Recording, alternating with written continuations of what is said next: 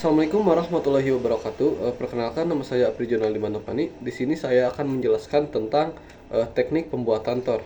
Nah, di dalam tor yaitu ada tuh bagian pertama, yaitu bagian A atau ya poin A. Yang mana poin A itu membahas tentang dasar pemikiran.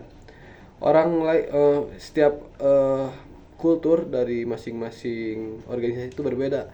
Ada yang menggunakan dasar pemikiran atau latar belakang masalah, tapi substansinya sama. Yang mana dasar pemikiran di sini di dalam Tor LK1 ini, yang pertama membahas tentang manusia. Ya, yang pertama manusia dalam paragraf 1, yaitu apa sih manusia, definisi manusia. Manusia sebagai basyar, yang mana berarti manusia itu biologisnya manusia, dan juga anas, yang mana manusia merupakan makhluk sosial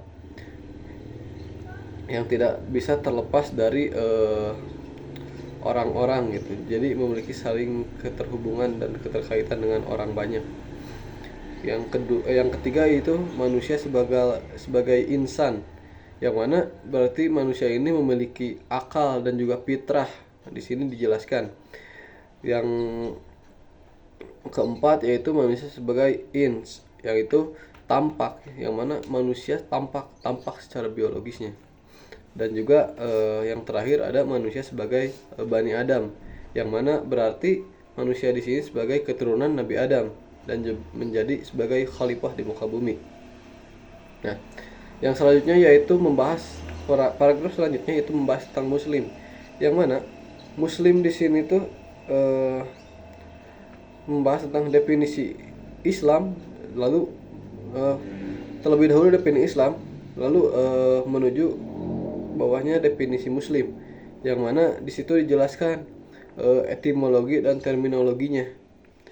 Dan itu juga ada di Quran surat Al-Imran ayat 19. Nah, setelah manusia muslim, nah lanjut ke mahasiswa, yang mana di situ juga dituliskan bahwasannya definisi mahasiswa secara etimologi dan terminologi, lalu peran dan fungsi mahasiswa, serta tridharma perguruan tinggi. Nah, setelah mahasiswa masuk ke dalam fase berikutnya, yaitu ada paragraf yang terakhir, yaitu HMI, yang mana di situ dituliskanlah sejarah dari HMI itu berdiri. Ya, terus setelah sejarah masuk ke tujuan apa nih yang akan dibawakan oleh HMI. Nah, berbicara tentang isu dalam dasar pemikiran itu terdapat dalam ranah paragraf mahasiswa, yang mana isu permasalahannya itu bisa nasional, regional, lokal, politik, pendidikan, sosial, ekonomi, dan lain-lain gitu, bisa disesuaikan. Nah, tentunya setiap subbab yang kita bahas dari paragraf paling akhirnya itu harus memiliki keterkaitan dengan paragraf yang akan kita bahas selanjutnya.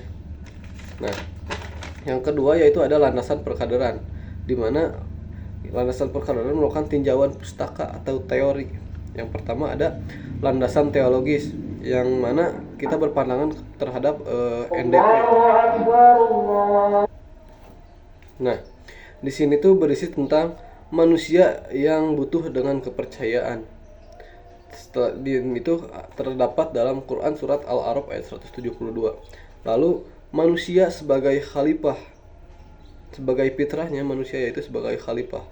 Lalu di sini juga disebutkan atau dituliskan bahwasannya manusia itu condong terhadap kebenaran atau hanif.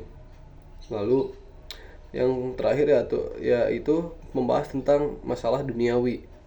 Nah, yang kedua yaitu ada landasan ideologis, yang mana landasan ideologis ini kita berpandang terhadap SPI dan SPH, di mana isinya itu Islam dan Muslim, pengertian Islam secara terminologi, etimologi, dan juga mendetail, dan juga begitu juga dengan pengertian dari Muslim itu sendiri. Nah, selanjutnya yaitu ada Islam sebagai ideologi perjuangan. Di sini menjelaskan bahwasanya Islam itu sebagai ideologi perjuangan, dan juga terdapat cita-cita Islam, yaitu universal brotherhood, equality, social justice, dan juga economical justice.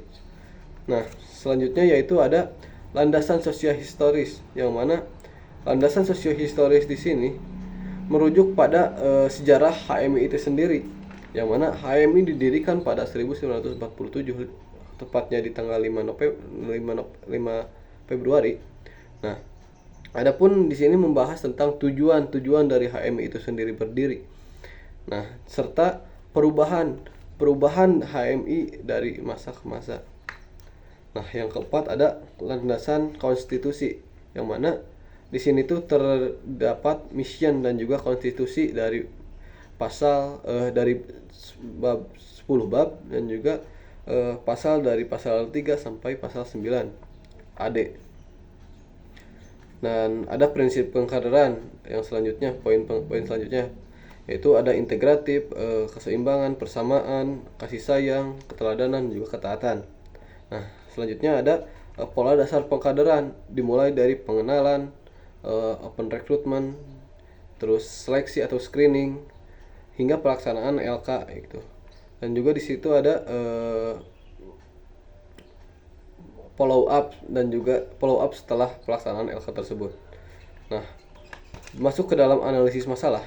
Kita menganalisis masalah terbagi menjadi dua, yaitu satu, mahasiswa, yang mana jika kita menganalisis masalah tentang mahasiswa, yaitu cakupannya nasional, regional, dan juga lokal. Sedangkan dalam meneliti dari masalah kader, yaitu kita bisa mencakup dari pengurus besar, badko, cabang, dan juga komisariat. Nah, kita juga harus menggunakan metode yang tepat, yaitu metode kualitatif ataupun metode kuantitatif, disesuaikan dengan kebutuhan. Yang mana hasil penelitian dibuatkan dengan paragraf gitu.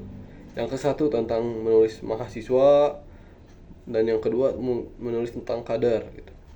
Yang keempat ada solusi, yaitu solusi dari masalah yang telah kita analisis itu.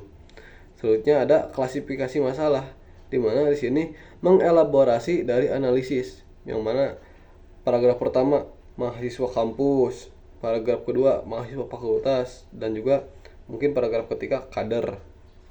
Nah, selanjutnya ada identifikasi masalah, yang mana di sini tuh ada moral, disiplin, dan juga disiplin.